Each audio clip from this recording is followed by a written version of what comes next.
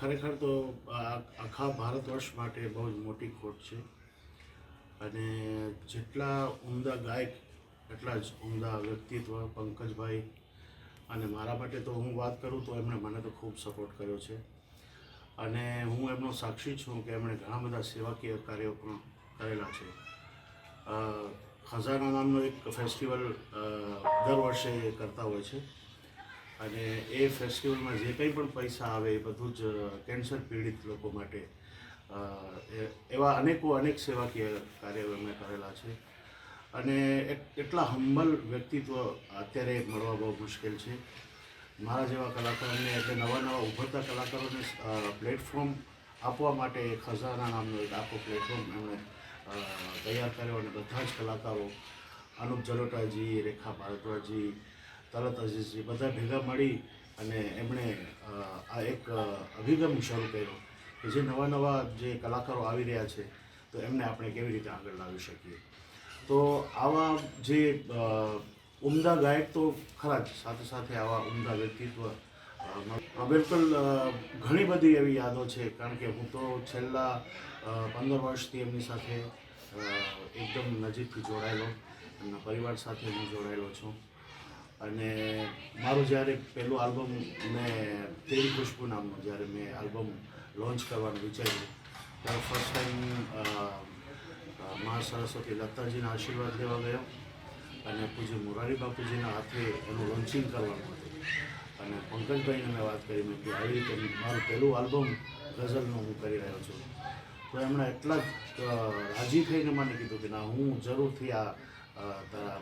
આલ્બમમાં લોન્ચિંગમાં હું આવીશ અને એ આવ્યા અને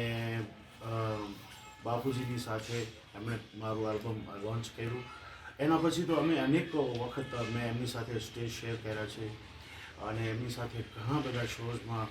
અને ઘણી એવી ઇવેન્ટ્સમાં અમે સાથે ભેગા મળ્યા છીએ. એક પરિવાર જેવો નાતો મને એકદમ બહુ જ પ્રેમથી મને રાખતા, મને મારી જે કંઈ પણ મને ગાતા આવડે છે, મારી ગાયકીને બહુ જ બિરદાવતા અને જ્યારે પણ કંઈ પણ વસ્તુ મારી હું એમને મોકલું, મારી સાથે ફોનમાં વાત થાય અને હું જ્યારે પણ કંઈક એમને ગાઈને મોકલાવું ત્યારે એટલે બહુ જ એપ્રિશિએટ કરે અને બહુ જ મને આશીર્વાદ. મને લાગે છે એમને પદ્મશ્રી એવોર્ડ મળ્યો, પણ કલાકાર માટે તો હું એવું માનું છું કે એ એટલા ઊંચા દરજ્જાના આર્ટિસ્ટ હતા કે એમને તો જેટલા બી એવોર્ડ આપીએ એટલા ઓછા પડે, કારણ કે એમણે છે જે ન્યૂ જનરેશન છે એમને ગઝલ શું કહેવાય, ગઝલને સાંભળતા કર્યા. નવી જનરેશન છે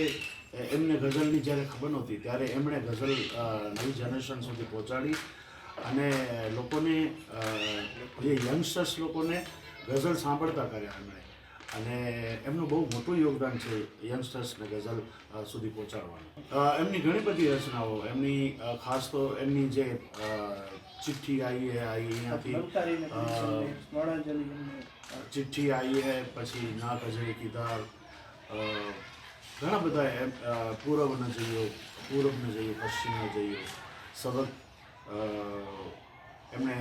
એક ફિલ્મમાં ઘણા વર્ષો પહેલાં એમણે ગઝલો ગાયેલી, ફિલ્મી ગઝલો પણ એટલી ગાયેલી અને એ એકમાત્ર એવા કલાકાર હતા કે જેમણે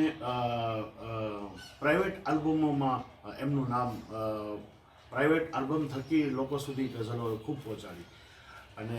એક સમય એવું લાગતું હતું કે બોલિવૂડમાં તમે ગાઓ એટલે તમારું નામ થાય, પણ પંકજભાઈએ પોતાના પ્રાઇવેટ આલ્બમો થકી એમણે આખી દુનિયા સુધી પોતાની રચનાઓ અને પોતાના ગઝલો રચનાઓ પહોંચાડી અને યંગસ્ટર્સ લોકોએ એને એપ્રિશિએટ કરી. એક મેં એમની જે પહેલી ગઝલ મેં સાંભળેલી એની એક બે લાઈન તમને સંભળાવું. ઘણા વર્ષો પહેલાં હું ત્યારે એમની આ ગઝલ બહુ ગાતો હતો. આપ જિનકે करीब होते हैं, आप जिनके करीब होते हैं, वो बड़े खुश नसीब